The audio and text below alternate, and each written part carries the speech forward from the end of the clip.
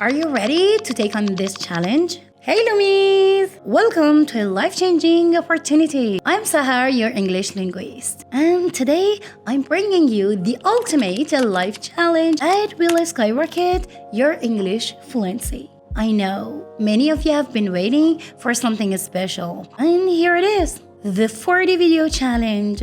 Yes, 40 videos packed with phrasal verbs that native speakers use every day. However, there's something different about it.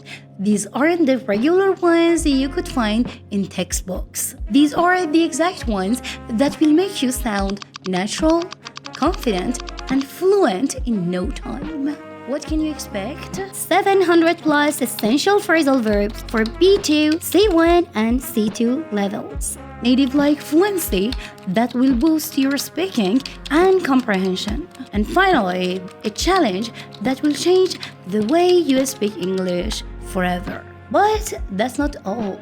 By the end of this challenge, you will be speaking like a pro. And I'll be giving a special shout out to the dedicated learners who complete all 40 videos and actively engage in every session. Yes, your name will shine in front of the entire English Luminaries community. Here's how it works. Watch all 40 videos. Engage with the content by making sentences and sharing your progress. Comment below how many phrasal verbs you've learned and how you're using them in your life. I know, and I promise you, with this challenge, you'll go from fluent to exceptional. Now, before we dive into the first lesson, make sure to hit like, subscribe, and turn on notification bell because you won't want to miss a single session. Let's kick off one of the most common phrasal verbs that native speakers use. Barge in. Have you ever had someone interrupt you without warning? That's barging in. She barged in while we were having a private conversation. He always barges in without knocking. It's so annoying. Looks more natural if someone barges in. Troop movements and massing of barges in French and Dutch channel ports. Let's move on to another powerful phrasal verb. Zone out. It's like your mind drifts away and suddenly you missed half the conversation. That's zoning out. I totally zoned out during the meeting and missed what they said. She zoned out while staring at the ocean waves. So I go down to the TV room and I zone out till I fall asleep. People listen to me and they zone out, bored. Now take a look at this next one. It's commonly used. When you need to write something quickly before you forget, just jot it down. Let me jot down your number before I forget. She jotted down a few ideas for her next book. I ask you questions, and from time to time, I jot down some things just to keep it fresh in my memory, I want to jot down all your pearls of wisdom. Let's unfold another phrasal verb worth mastering. Frown upon. Some behaviors aren't just acceptable. Society frowns upon them. In some cultures, being late is really frowned upon. These days, smoking indoors is frowned upon. Doctors and other simpletons may frown upon it, but we beauty czars know what is good for the blood. But I suspect he'll frown upon it. Here comes one you'll definitely want to remember. Nod off. You try to stay awake, but your eyelids betray you. You nod off. I nodded off during the movie. It was so boring. She nodded off in the middle of class. Nod off. I wake up in strange places. I have no idea how I got there. It took me 2 bottles of wine and half a packet of sleeping pills to finally nod off. Up next is a phrase you've probably heard before. Hit it off. Ever met someone and instantly clicked? That's hitting it off. We met at the party and hit it off immediately. They hit it off and have been best friends ever since. Because I just think you two would hit it off real well together. Mom, we hit it off right away. Let's bring in another everyday phrasal verb. Doze off. Similar to nodding off, but even lighter. Just a quick accidental nap. I dozed off while reading my book. He dozed off on the couch after a long day at work. I started to doze off a little, and I hear all this screaming and cursing. Do you ever doze off on a flight? Let's unlock the meaning of the next one. Goof off. Instead of being productive, you waste your time having fun. That's goofing off. Stop goofing off and get back to work. We spend the afternoon goofing off instead of studying. I think I've been more than understanding about your goofing off in New York. I don't like anyone goofing off in my business. Let's dig into this next one. Snap out of it. Someone's stuck in a bad mood. Tell them to snap out of it. For example, you've been dreaming all day. Snap out of it. He told himself to snap out of it and focus on the task. Those kids aren't even that bad, so snap out of it. I told you about how she tried to get him to snap out of it.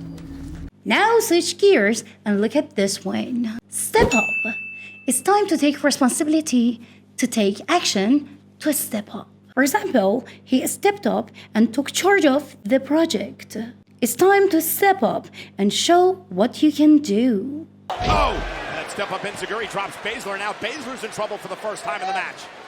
Everyone needs to step up. Pay close attention. Another gem coming your way. Crack up. Ever laughed so hard you couldn't breathe? You cracked up.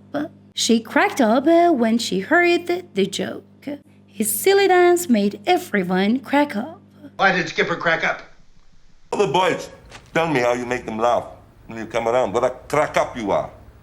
Now we come to a really interesting one. Hold up. Something causing a delay? That's a hold up. The traffic is really holding us up. What's the hold up?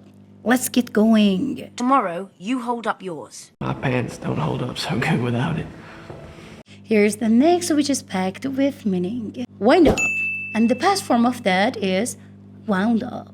You didn't plan to be here, but somehow you wound up in this situation. He never planned to move abroad, but he wound up living in Japan. So, how did that gnome wind up in the hood of your car? Why does anything that gives me pleasure wind up behind bars? Ready for the next one? It's surprisingly useful. Something starts strongly, but slowly fades away. It fizzles out. The relationship started passionately, but fizzled out over time. The party was fun at first, but it fizzled out after midnight. The damn thing just had to fizzle out at the most important moment of my life.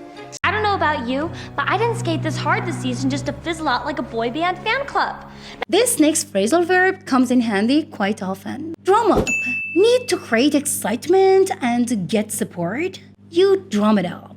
They are trying to drum up support for their new campaign. The company is drumming up excitement for the product launch. I just want to do some networking, try and drum up some new clients. We could never drum up this kind of publicity in a million years. Let's unlock the meaning of the next one. Mull over. When you need time to think before making a decision, you mull it over. I need some time to mull over your proposal. She mulled over the idea before accepting the job offer. Let me mull over that offer of cheap and meaningless sex. Mull over that project for a moment, gentlemen. Here's a good one. Gloss over. You skip the messy details and make it seem a lot better than it is.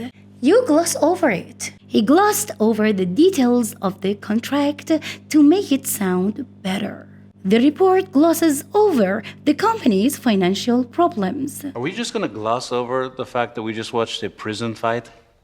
We do all we can to gloss over minor disciplinary offenses.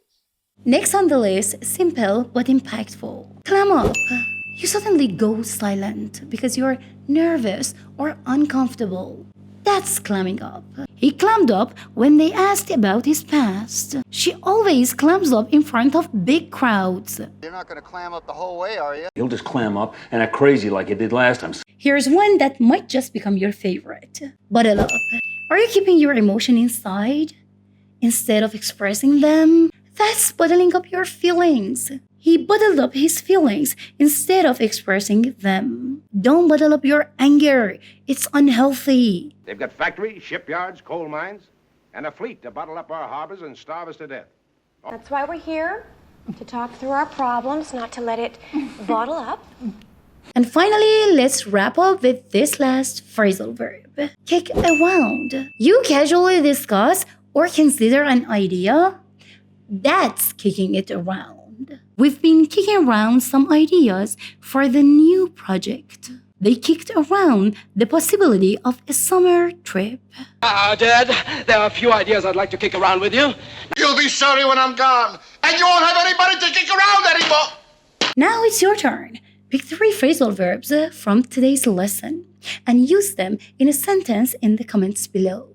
I'll be reading them and giving feedback. If you found our first video of the phrasal verbs challenge helpful, hit like, subscribe, and turn on notifications so you won't miss any of our future uploads. See you next time. Keep shining and keep learning with English Luminaries.